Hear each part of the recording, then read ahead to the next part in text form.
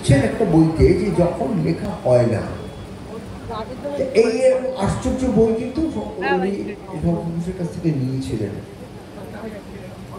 আর আবার নিজের কথা আমি কি বলবো, এইটুকুই শুধু বলতে পারি নিজের বিষয়ে যে এরা যে আমাকে যে সম্মানটা দিলেন তাতে আমি খুব কৃতার্থ। এবং একটা কথা আপনাকে স্বীকার করা খুব দরকার, ও বললো যে কবি কলম বলে যে পত্রিকায় আমার প্রথম কবিতা বেরিয়েছিল 73 সালের জানুয়ারিতে, সেইটা বেরিয়েছিল বাদকুল্লা বলে যে তখন গ্রাম ছিল, সেই বাদকুল্লা ছাড়িয়ে একটা খালের ওপারে আড়বান্দি বলে আরো একটা গ্রাম। সেই আড়বান্দির একটা প্রাথমিক স্কুলের শিক্ষক ছিলেন, প্রধান শিক্ষক ছিলেন সুকুমার ভট্টাচার্য। তিনি প্রকাশ করেছিলেন, প্রকাশ করতেন কবি কলম পত্রিকা।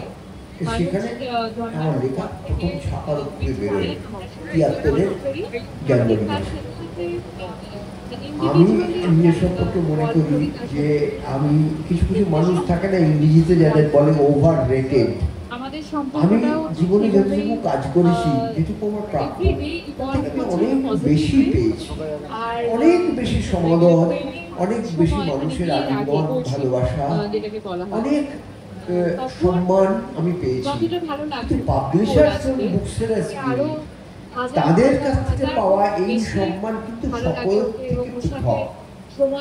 তারা এটা বিশ্বাস করেন, যেটা অপু প্রথমে বললেন ইয়ের সম্পর্কে, কি বলে সংঘর্ষ এবং সম্পর্ক।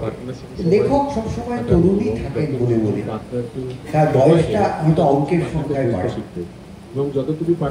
আজকে এদের কাছে যে আমি সম্মানটা পেলাম সেটা একটা বিরল জিনিস।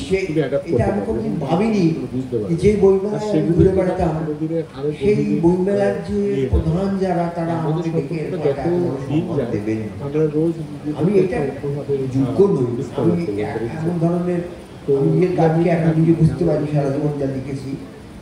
সত্যিকারের খুব উঁচু ধরনের লেখা আমি লিখতে পারিনি, ভালো লেখা লিখতে পারিনি, কিন্তু আমি অনেক পেয়েছি। কিছু কিছু মানুষ থাকেন যে তারা ভালো কাজ না করেও অনেক সম্মান, সমাদর, ভালোবাসা পেয়ে নেন।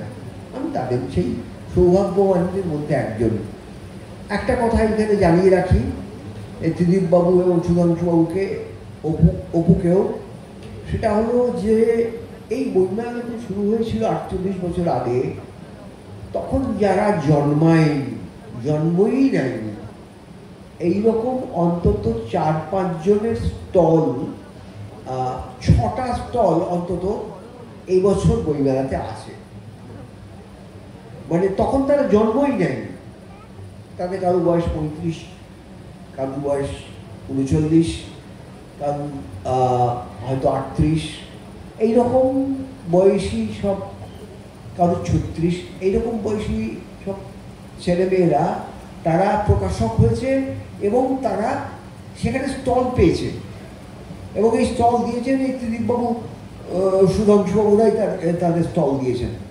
এইটা কত বড় একটা জয়ের ব্যাপার, তাই না? কত বড় একটা জয় লাভের ব্যাপার যে 48 বছর আগে এই বইমেলা শুরু হয়েছে। আজকে যারা এখানে স্টল দিচ্ছে তাদের মধ্যে এমন 5-6 জন আছে যারা তখন জন্মায়নি, হয়তো তাদের বাবা মায়ের দেখাও হয়নি তখন।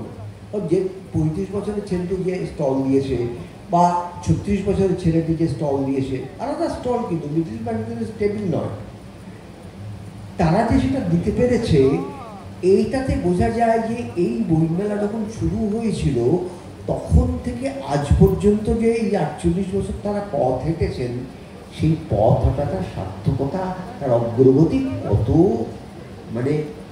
কত সফল, কত উজ্জ্বল, কত আলোকময়। সেই আলোকের মধ্যে আমাকেও একটু ডেকে নেওয়া হলো, আমার হাতের মুঠি ভরে উঠল। আমি ওই যে বৃক্ষটি দেওয়া হয়েছে আমাকে, সেই বৃক্ষরই মতন আমার মনকে সবুজ রাগার প্রার্থনা। আপনারা আমাকে এই শুভেচ্ছা দিন, আপনাদের সকলকে আমার শ্রদ্ধা জানাই। আর আমি দুজনের কথা বলবো, একজন হচ্ছেন রঞ্জন কুমার সরকার, তার সঙ্গে আমার 36 বছরের সম্পর্ক, যিনি আজকে প্রকাশক হিসেবে সম্মান পাচ্ছেন। রঞ্জন কুমার সরকারের আমি অত্যন্ত স্নেহধন্য।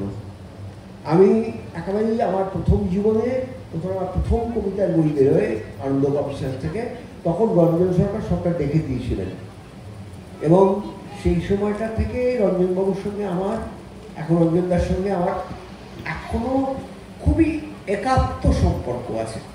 36 বছর সেই সম্পর্ক মলিন হয়নি। আর ডক্টর অভিজিৎ ঘোষকে আমি আজকে প্রথম দেখলাম, কিন্তু তার কথা আমি জানি। এদের দুজনকেও আমার একান্ত শ্রদ্ধা অর্পণ করি।